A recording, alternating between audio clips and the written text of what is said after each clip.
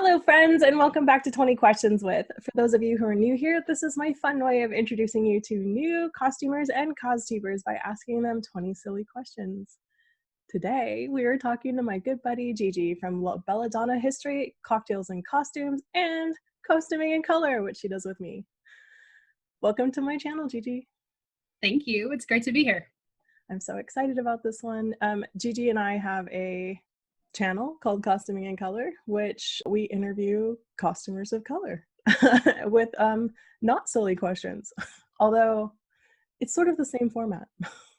We have fun, but we do have like some serious questions. I think this is going to be a little bit more irreverent, so I'm all for silly. That. Yeah. Can you tell us a little bit about yourself and your channel and your Instagram and also your other channel?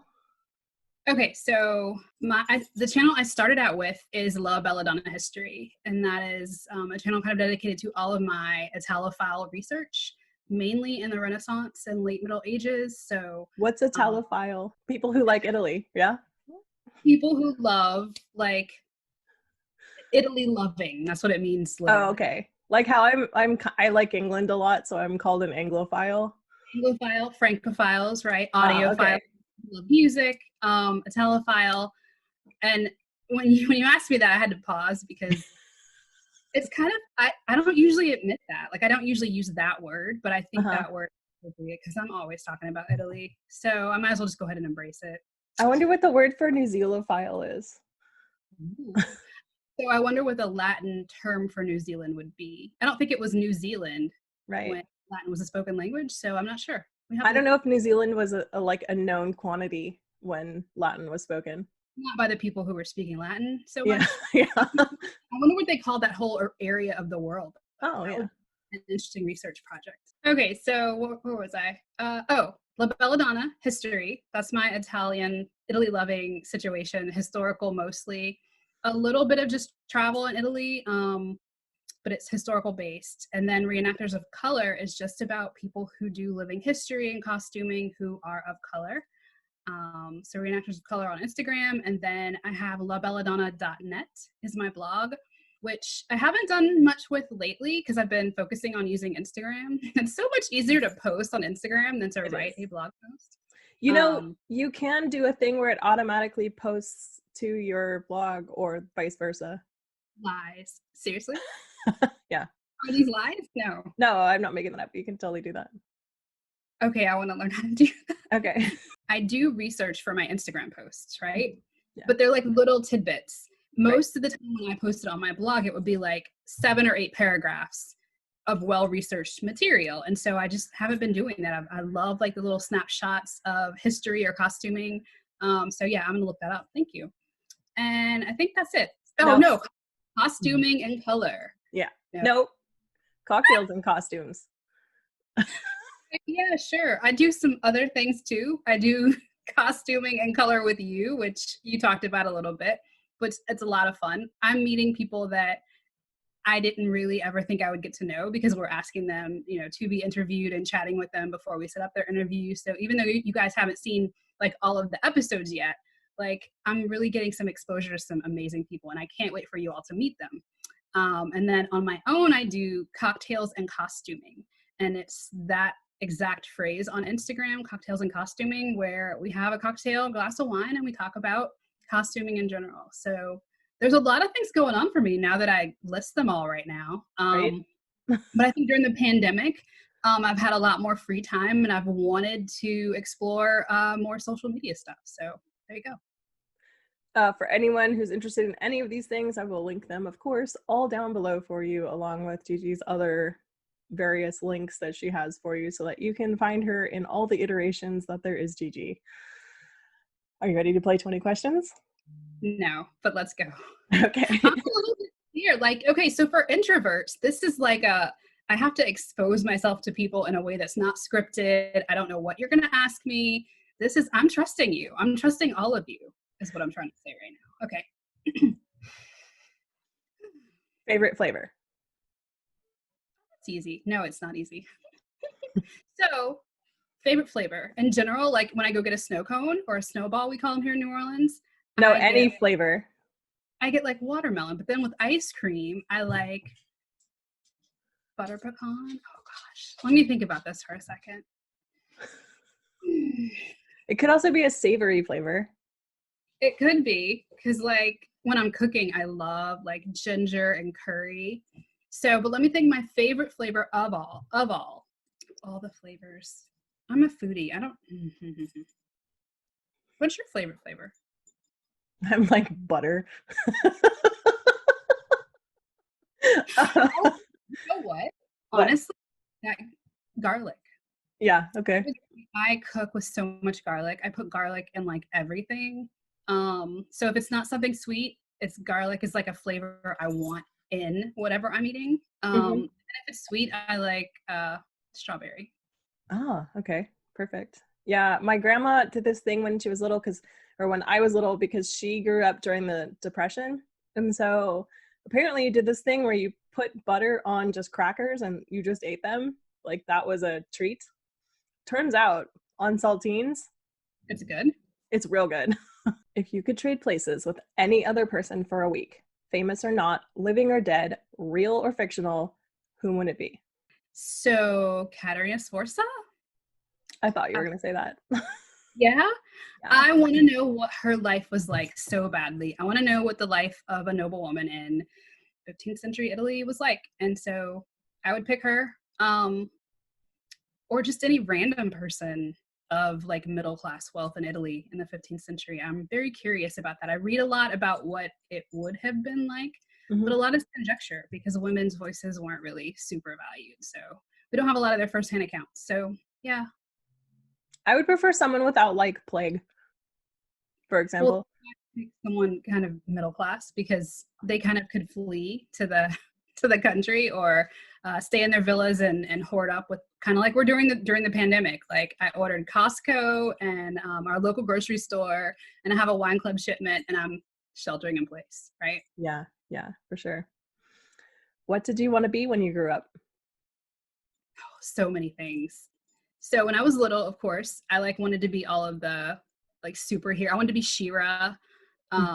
I wanted to be Wonder Woman. I wanted to be a respiratory therapist. Why that? Because my brother has asthma, and so they were always coming in and making him feel better. So I was like, I want to make people feel better. I would love to do that job. Even as like a little kid, I was like, but then I realized as a teenager that I wouldn't want to deal with mucus all the time. So I changed my I mind about love that. that word. I Mucus. know. Like say it real like if you just sort of like sit it there and say it to yourself like mucus, mucus, mucus. It's fun. It's like what?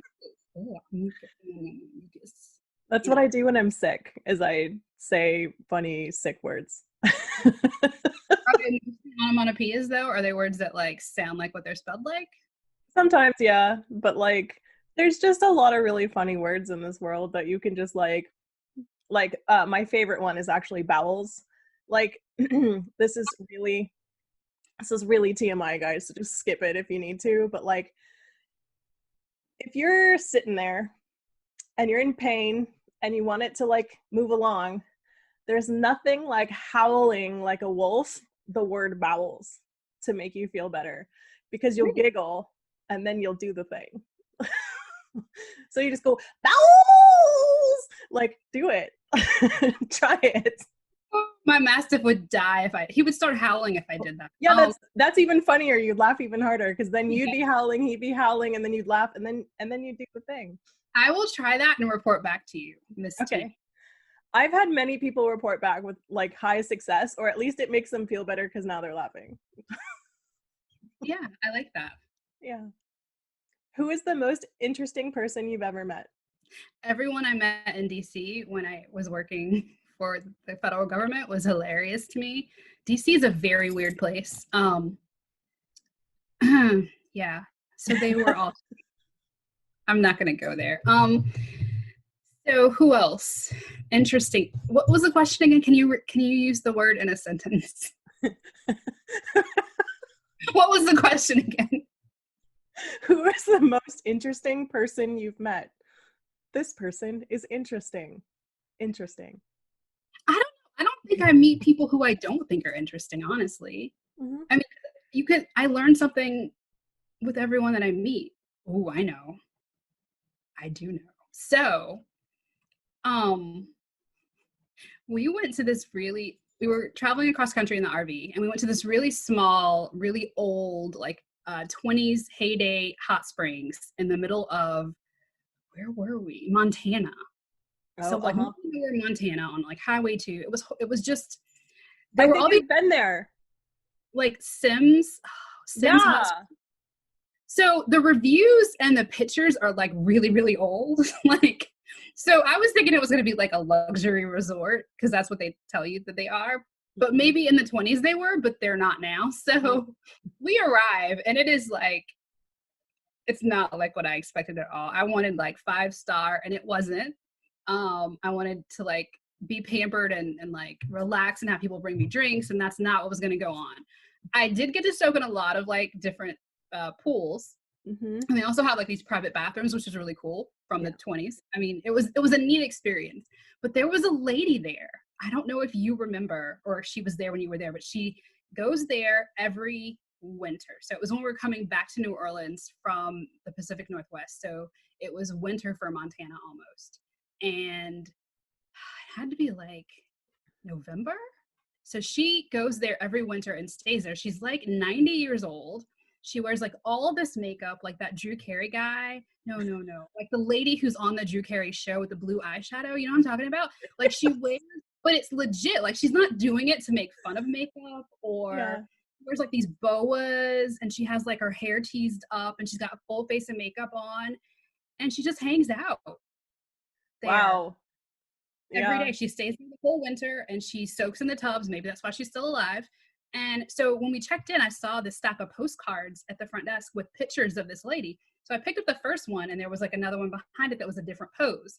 And I like start rifling through. I'm like, who is this woman? Why does you have postcards of this lady at the front desk? And they were like, oh, she's our like resident star person. Like she's amazing and she comes every year and we love her and she's such a character. You'll meet her. And I'm like, and the next day, sure enough, I did meet her. She was very interesting. She has done like everything there is to do.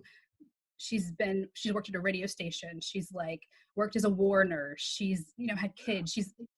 She's very interesting. So yeah, I think she's probably the most interesting. I would want to stay there for a month just to talk to her every day and find out more about her. Did you buy the postcards? I did. Yes. I want I to did. see those. I did. I'm so hyped to see those. Just so I could like have them with me forever because this Yeah. lady was just legit, authentically, this is me, and I'm Yeah. going to be fabulous, and people are going to take pictures of me and sell them at the front desk of this hot springs. Absolutely. I went at the beginning of May. We went to Yosemite, sorry, Yellowstone. I get those confused every time. And so we were staying in, Big Sky country and just basically driving 2 hours to Yellowstone every day. But not every single day. But it's actually really great because we got to go to a couple of those different kinds of hot springs. We just did day pass things. And then we had like a list of the animals we thought we might like to see, but we were like, yeah, the park will be crowded and stuff. It was still like snowing when we were there. And so there was like almost no people. We saw wolves, we saw grizzlies, we saw black bears, we saw sheep. We saw the whole gamut of every single thing that you can see there. We saw them. Like a wolf walked right past our car.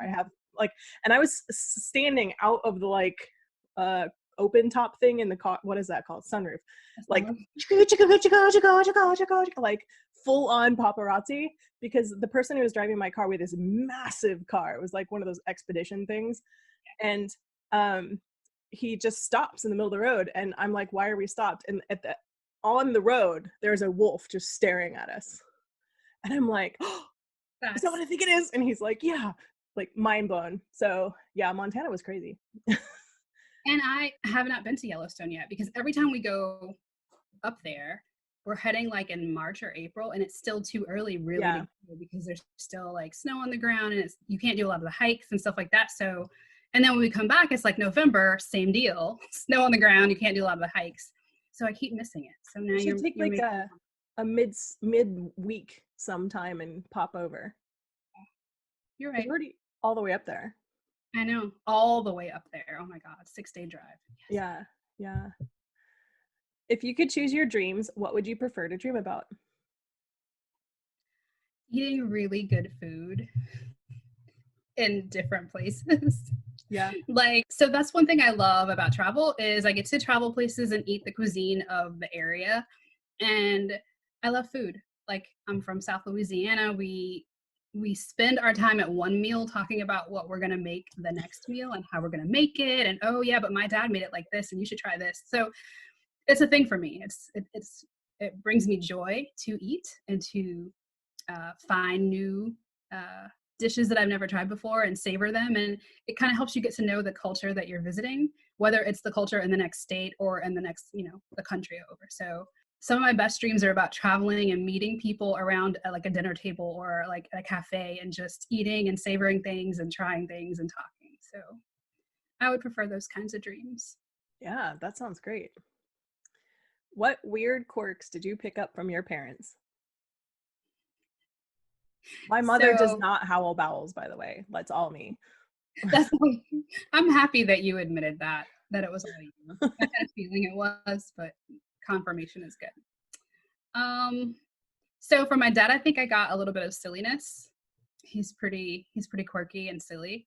A lot of fun to have as a dad, especially, when you're young. I don't know. Oh, thinking about my dad makes me emotional right now. I haven't seen my parents in a long time, I feel like, because of the pandemic. Yeah. So yeah, he was a fun dad, especially as like a little kid. I was very serious even as a small child, so he would always like lighten the mood. And from my mom, I think I got kindness. She's super nice. Like everyone who meets her is like, your mom is so nice. And I'm like, yeah, she is. I'm more like protective of my mom. So when people are mean to her, I'll get upset, but she never gets upset. And I do the same thing. People who are like rude to me or like slight me, I don't get upset about it. My friends will, and for me, but I'll be like, no, no, no, they were just having a bad day. It's fine. And legit, I will like give people the benefit of the doubt. So I think I get that from her.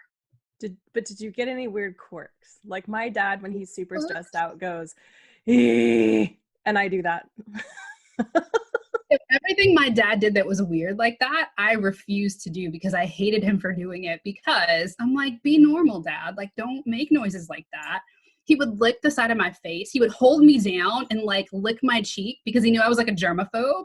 And I'd be like, no.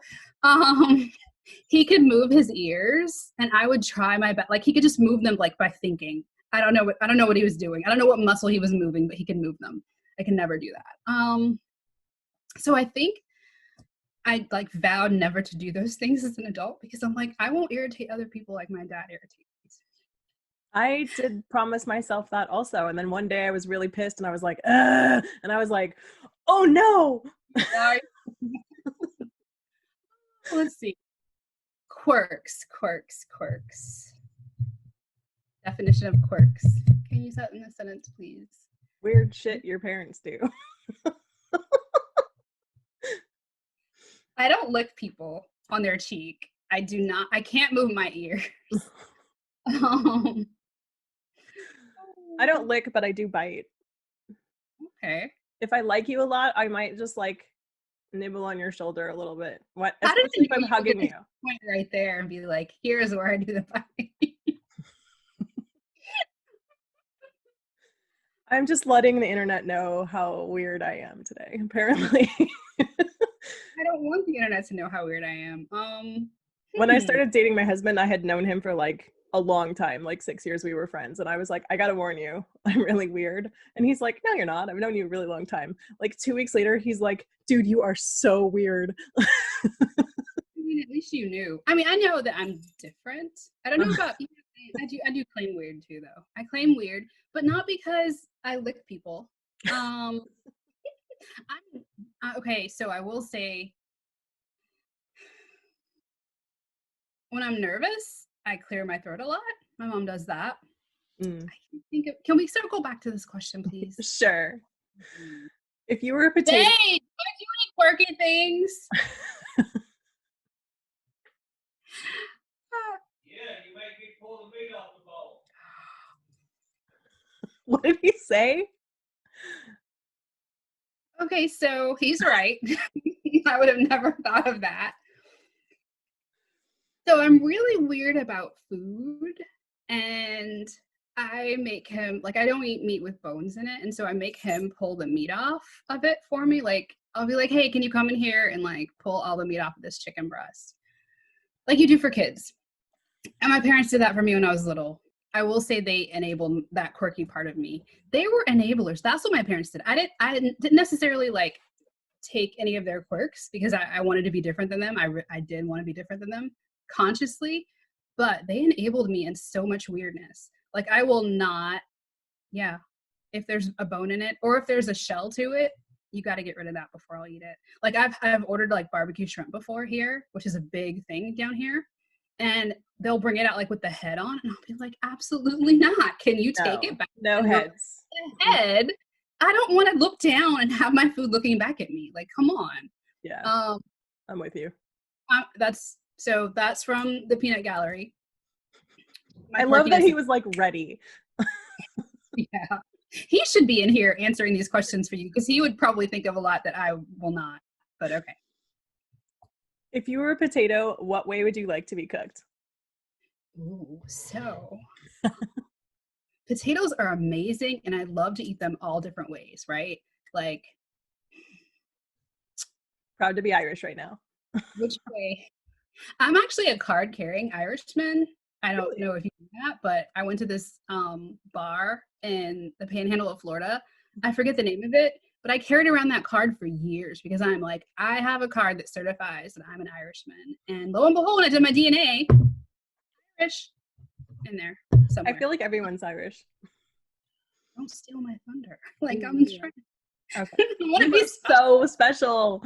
I want to be special. Okay. So what was the question again? Oh, butter on. So potatoes are great at, like, slice them, dice them, fry them, boil them, steam them, bake them, put cheese or chives or all kinds of stuff, bacon.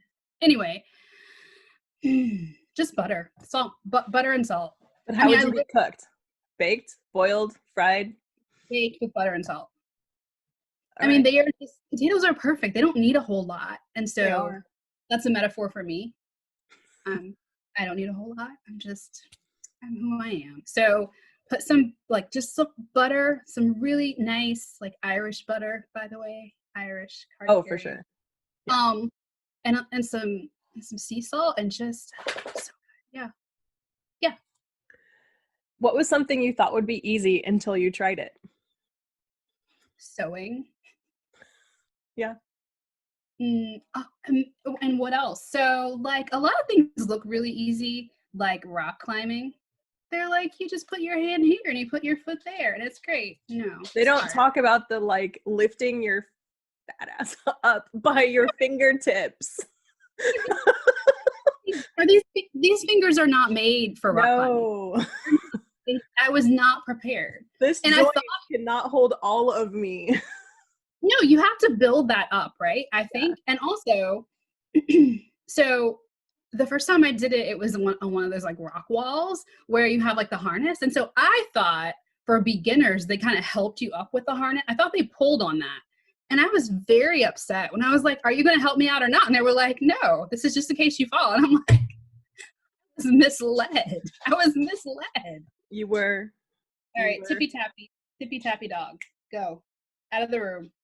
Out of the room with your long nails. Just moseying around, looking at me. Why? Okay. So yeah, I was misled about that. So that rock wall was just, it was a horrible day. All my friends were like, you're so funny. And I'm like, no, you're liars. You're deceitful. And you led me under false pretenses. Have you ever had an imaginary friend? Yes. Lots of them. So I was the only child for a long time. My brother was born when I was 6. So I was like firmly in my jam, right? I had my routines. My parents were mine. I didn't have to share any toys. I was the only girl grandchild at the time. Still am, actually, on my mom's side. So I was like, I had this special niche going on, right? And then lo and behold, this kid pops up, right? So yeah, I had a lot of time alone And I was very content, like making up friends and scenarios. And yeah, I used to go in my room. In fact, to punish me, my parents had to send me outside. They were like, go outside and play. And I'm like, I want to be in my room with my books and my I had imaginary. indoor and outdoor best friends, like imaginary ones. So like See, there was some that could live outside, like they were good at like camping. I think you topped me right there. I don't think I had a differentiation. I would just take my indoor ones outside with me. Because I am an indoor girl. So yeah. Yeah, I'm an girl too, and I needed like help. So I invented like Invented some help. wild friends. Awesome.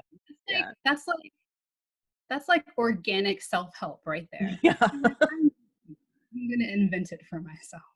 Yeah. I'm not gonna say that I haven't had an imaginary friend as an adult either. Like, I'm pretty sure like when you talk to yourself, you're I mean, you know. you can go there. Yeah, Yeah. especially when I'm doing things like crafting or sewing. I do talk to someone in the room a lot. I usually think it's me, but you're right. I'm probably talking to my imaginary sewing friend who I can commiserate with about how ridiculous whatever task I'm doing is. So it's helpful if you imagine your imaginary friend as knowing a lot more than you, and then they can give you advice.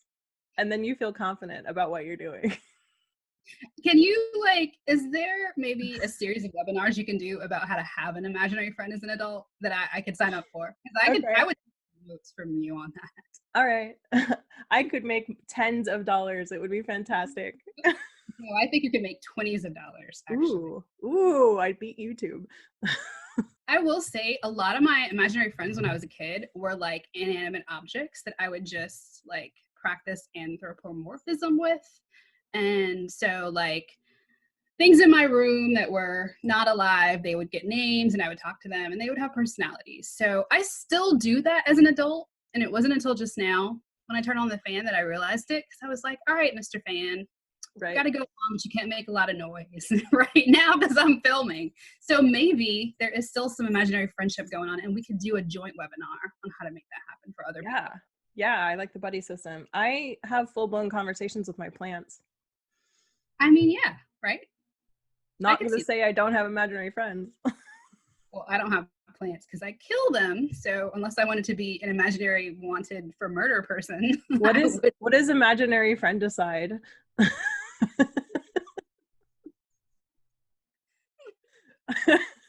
I got tired of her.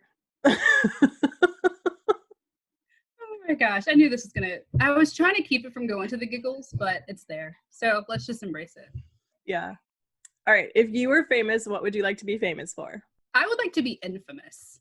I don't think I would like to be famous very much because their lives just seem to be fraught with like rehab and issues. I don't stress of all kinds, like tabloids in your face. I think I would like to be infamous for something. What would I like to be infamous for? Like when you think about people like, I don't know, Elizabeth Taylor, she was infamous for having like a lot of husbands. I want to be like infamous for having a lot of something, maybe a lot of shoes, like what was her name? Imelda Marcos. Yeah. And like a dog that I leave all my fortune, my 20s of dollars to. So I want to be infamous for being eccentric and weird and being okay with it. Yeah. You should do a photo shoot with your dog where he's like rolling around in a bunch of 20s and like has him stuffed in his collar and stuff.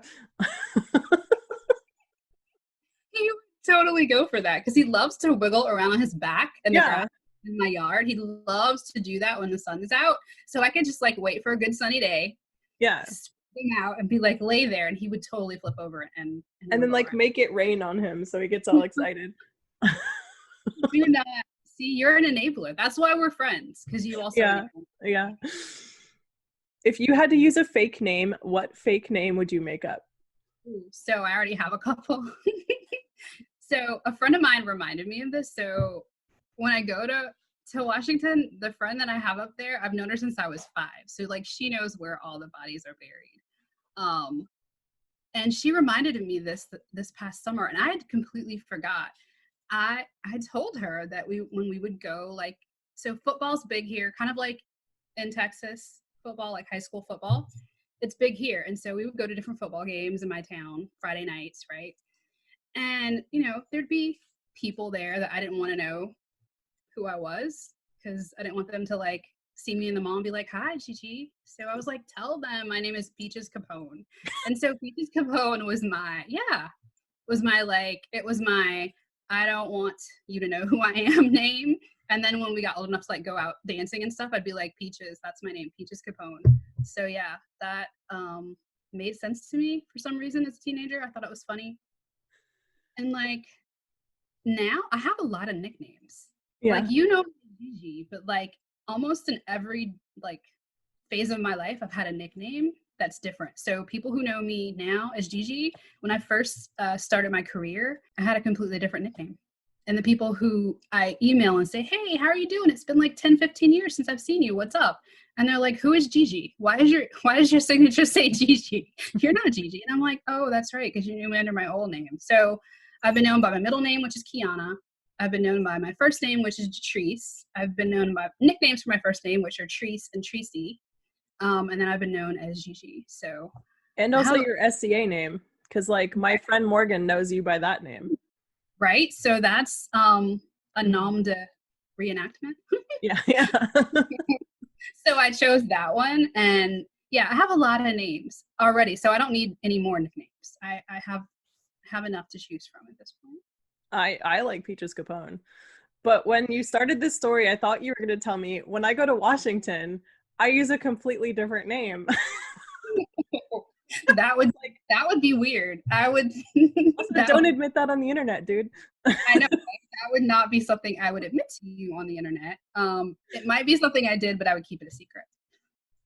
That's the way to go. How superstitious are you? Not very. So now that you think about it. Tell you why this is a problem. Because there's like the me that is, and then there's the me that I like answer questions about, right? Mm-hmm, and those are kind of like the only time I get questions like this are in interviews, and you don't go to interviews telling people your favorite flavor, right? So if it was an interview question, I would have thought about it and like written about it and like come up with what is the right favorite flavor to have in order to be hired as a scientist for the federal government, right? So, and there would be a modicum of truth to it, but it would still need to fit, me getting hired. So the interesting thing about this is the reason I have this list is these are questions that I ask in interviews because I'm a hiring manager. But I would not know what to say to you if you asked me if I had imaginary friends or not in an interview. I'd be like, no, because scientists shouldn't have imaginary friends.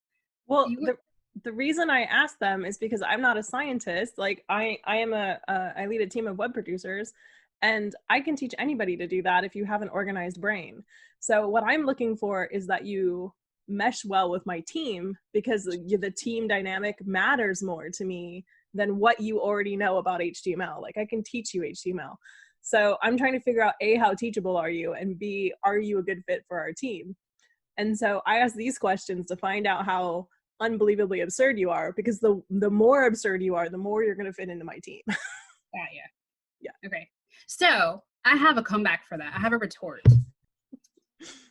Again, so I'm an ISFJ, and I think for someone who has those communication characteristics, it's really hard to pull up something on the fly. Yep. Even if it's the truth, I have to honestly think about it and ponder it. And yeah, a lot of times in conversations, like the next day I'll be like, oh, you know what I was trying to say? This is how I should have said it. I don't know. It too. So my brain works like that, which means that this is this is probably why I'm sweating. Like, I'm like, she's asking me questions and I have to come up with these answers and I don't know what she's going to ask me. Oh, okay. No one's fact checking this, dude. Nobody knows if you're superstitious or not to fact check if you are superstitious. Yeah, I guess. It's not like a fear that someone's going to fact check it though. It's a fear of like being able to actually pull up the truth under all the layers of my personality, because like, okay, I have a lot of different facets to myself, right? Yeah. I've already said the scientist word, but I'm also a reenactor. I'm a sister and a wife and a daughter and There's a song like this. a talophile, and I love to drive fast cars and I love to travel. So when you ask me these questions, it's like, oh, when I'm traveling, what's my favorite flavor versus when I'm at home? It's like there's so many different Gigis with different names that you'll never know. Is any one of them superstitious? So the point of that story was to say no, none of them are. Oh, okay. Sure. I come from the land of superstition, right? Like voodoo, Ew. New Orleans. I've always been like, that doesn't make any sense. Stop it. So Yeah. no, yeah. I mean, like, I'm not superstitious almost at all because I believe But in science solidly until it's like the middle of the night and then I see something in the mirror and I'm like, oh God. And then I believe in the chick in the mirror. Just saying. okay. But I thought superstitions meant like you have things you do to keep bad things from happening. You have like a talisman, you believe, and if you do certain things will happen. Not Yeah. like if I saw something in my room, I'd totally believe it. Like I wouldn't, I would believe whatever I saw. But like Well, I don't that if I say a certain word or if I like break a mirror or if I spill, there's a certain word or set of words that I will not say in the dark in front of a mirror still. Let's put it that way. okay. Wow, you got serious all of a sudden. Yeah. So you are superstitious. Okay. About that one thing? Heck yeah, I am. Like, the thing is, like, it's so because I believe in science, I believe in theories, and I believe I could be wrong. So I don't want to test that theory. Yeah, that's part of it. I don't want, if you find out you're wrong on that particular one, there's no finding out anything else ever again. So Wow, I love how you've thought this out. Okay. What book or movie do you wish you could experience again for the first time? Oh gosh, so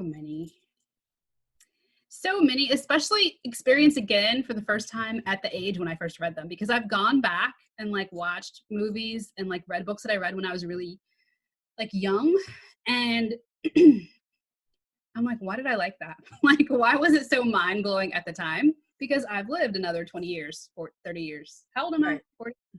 So like I would love to see The Never Ending Story again. I would love to read Bridge to Terabithia again. I would love to read A Wrinkle in Time again for the first time at that age. Oh my God, that was so good. I know, right? I was obsessed with that book. I thought it was amazing. Mind-blowing when you're like 10. Yeah. So those three definitely come to mind first. The 13th Warrior. Because like I saw that movie again recently and I was like, why was this so mind-blowing to me when I first saw it? Why was it so touching?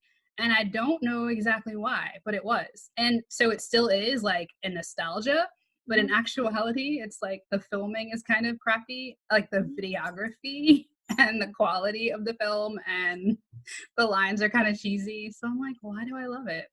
But I do. So The Never Ending Story is still that way to me, kind of, because like I still like have all the feels when I watch it, but I showed it to my husband for the first time like 2 years ago and he was like, what is this? What this is the dumbest thing. And I'm like, Sebastian, he needs a name. And he's like, shut up. Yeah, that's usually when I realize I'm wrong, is when I invite someone else to watch it and they're like, I saw it and I don't get it. And I'm like, especially that guy. Yeah, that he's guy. He's down there yelling right now. He's like, shut up. You can hear me doing it. At least you know what button to push. Yeah. Oh, yeah. Anytime I'm like, what should we name this thing? And he like panics and thinks about a name quickly because like you don't want to like have me screaming that. Oh my gosh. That's hilarious. All right, this is a softball for you. If you have to think about this, we have a problem. I have to think about everything. I'm a thinker. Like that's what I do. This is a softball. Okay, go ahead. If you could live anywhere in the world for a year, where would it be? Italy. Yeah. Thank you. Yes, I would. Yes, I would. If you could have a personal assistant, what would you have them do? I kind of have a personal assistant. My husband's kind of my personal assistant. So he should be getting paid for what he's doing. He's getting paid in love nuggets. Yeah, he should be paid actual money to put up with my foolishness. Like, I feel like sometimes with him, I'm kind of like that lady on The Devil Wears Prada, that's based on the Anna Wintour. You know, like, I am very demanding, and he just is like, sure, whatever you need. So bring me my coffee the way I like it to me in bed. Tell me, and so you understand. Tell me what is on my schedule for the day before I wake up so I know what to put on, I know what to get myself prepared for, remind me of my important appointments, file things away for me after my meetings or after my conversations so that all my notes get put in a place where I can look at them again. Look at my mail, like he does that. Wow. He's the guy. Like when he was on deployment, the mail would not get checked for days. I would forget that the mail didn't just automatically come into my house and get laid on the table. Walk my dog, wash my dog. I can keep going, but I shouldn't. I wash my husband's car for him, but he also like provides room service. Like literally I can text him at any time and be like, can I have a grilled cheese or can I have blah, blah, blah. He'll just go make it and bring it to me. It's amazing. This is marriage, folks. This is what it is. But I do wash and wax his car for him. I mean, I don't really know what I do for my husband that's anywhere near what he does for me. So I don't wash his car or wax his car. I don't even wash clothes. He does laundry. Like, wow. We do our own laundry. I'm like, get your filthy paws off my silky drawers. Yeah, he's really good at it. So he's so meticulous. Like he's kind of an OCD type guy. So he's really good at like the whole sorting and it just frustrates me. So. If you could meet any historical figure and ask them only one question, who would it be and what would you ask? There's meeting the Borgia Pope and asking about the Banquet of Chestnuts because I would love to know whether that happened or not, or whether it was just lies, propaganda. There's asking if Katerina Sforza did raise her skirt and say, kill my kids, I can make more. I don't think she did. There's asking, how often do you bathe to someone in Tudor England versus like Renaissance Italy? Oh, there's so many questions. If I only had one though, I think I would want to go back to Regency period New Orleans and ask how they wrapped their hair really. Like the women of color, like how they really wrapped it. Like I would love to know. I would love for one of them to explain like their method of wrapping your hair because it was a law they had to do. So I'm sure there was like a method to the madness and I want to know exactly what it was from their own lips. That's a solid answer. Name one cool feature you would add to your dream house. I would love a slide that went from like the balcony of my bedroom to like a pool or a hot tub situation.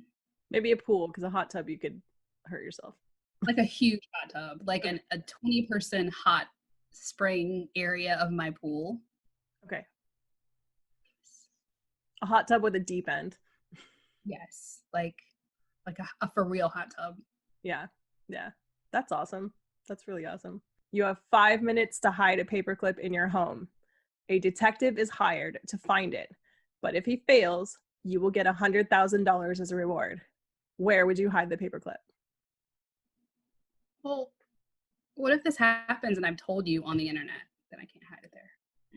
I have a lot of clothes, like a lot of clothes. I would just put it in one of the pockets. It would take him a while, if he take him a long time. He would give up. Yeah. Okay. Where would you put it? I would put it in the underwire of my bra. Because I'm in the home, so I can put it on me, and he's not going to feel my underwire. And even if he feels in there, he's just going to feel wire. Okay. Men don't know what they're looking for with underwire, please. Okay, I like that answer. You can't time travel, but your phone has internet from 5 years in the future. What do you search for first?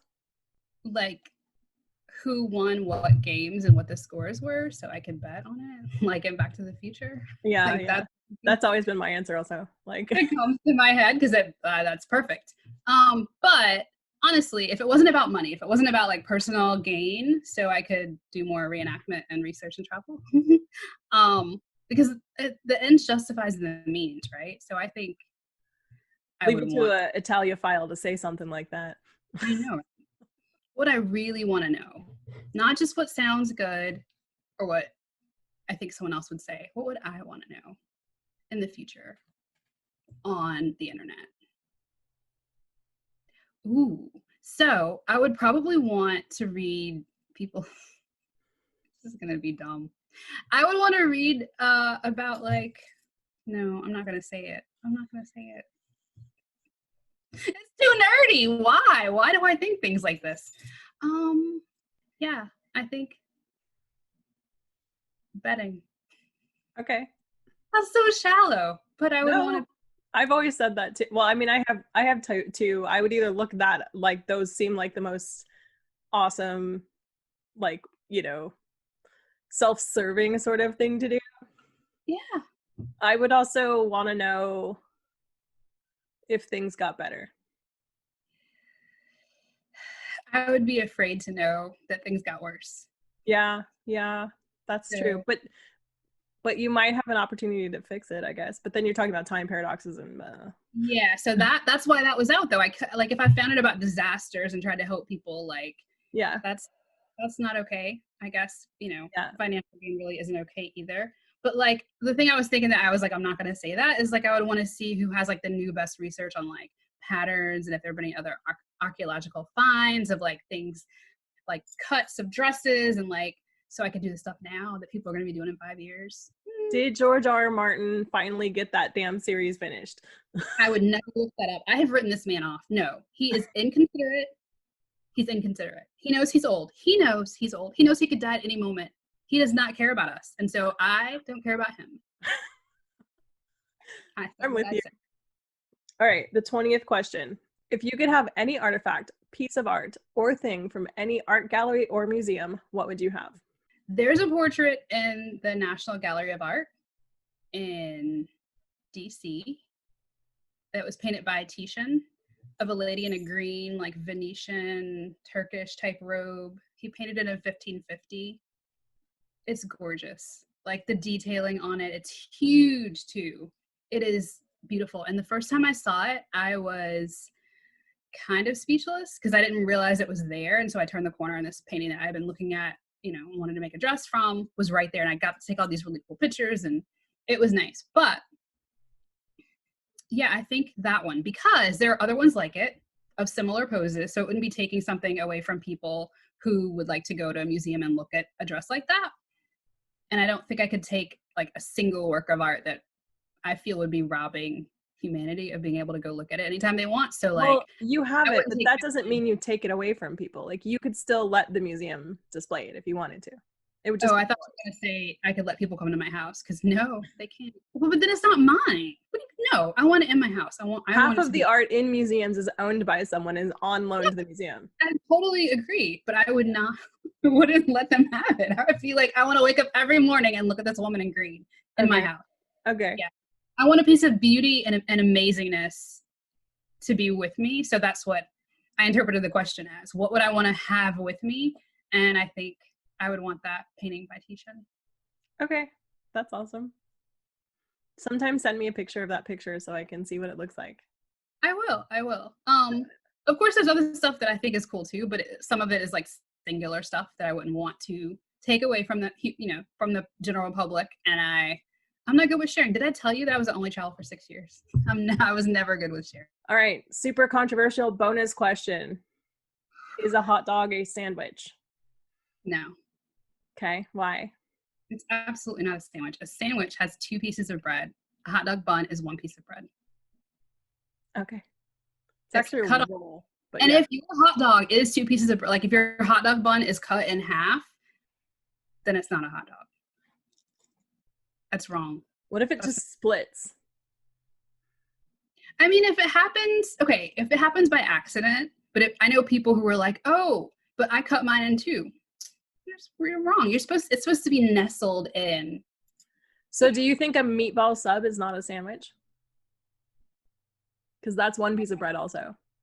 A meatball sub isn't two pieces of bread. At Subway it is, isn't it? No, it's no Subway sandwich is actually two pieces of bread. I'm a sandwich artist. I worked at Subway. You are supposed to cut the top in a way that it's still connected and it's all one thing. Oh. So no Subway sandwich is a sandwich, and neither is a meatball sub. According to the Merriam-Webster dictionary, it can be a roll, so one piece, or according to the Oxford English, it is two pieces. Lies. Merriam-Webster. That's why no one trusts Merriam-Webster. They're always adding new words and taking things out and changing things. Oxford is my Oxford. Keanu is like begging. So wait, what is your verdict on a meatball sub then, or Subway sandwich? Sorry, a Subway blank. But okay, so a Subway sandwich. A Subway is a sub is a type of like. A sub is like a hoagie. It's a thing. When I think of a sandwich that I make at home, it's two pieces of bread. But I'm not talking about the kind you make at home. I'm talking about, is it in the same way, is a human a mammal? It's just an architecture question, like a classification question. No. Okay, so a meatball and a Subway sandwich, Subway whatever, aren't sandwiches. If they're connected, it's not a real sandwich. It is a submarine masquerading. It's a sub masquerading. No, it's a... You can't not say sandwich. Because Subway has ruined it for us. What about a meatball? Like, we say Subway sandwich all the time. What about a meatball sub? Not a sandwich? If they're connected, no. I think they need to be. So is it fundamental to a meatball sandwich to have them not connected for some reason to keep the balls inside? Well, all the subs I've had that were meatballs all had the sandwich connected. It's so that the stuff doesn't run out in all directions. Like, you have a capacity to hold it on one side at least. Yeah, and it can't be a sandwich. Okay. That's the gavel. Like, I have rolled. Yeah. All right. Thank you for joining me today, Gigi. I will leave a list of Gigi's accounts down below so that you can go check her out and show her some love. If you like this video, please do give it a thumbs up and leave me a comment down below with what you're up to, and I will see you next time with another video. Bye, guys!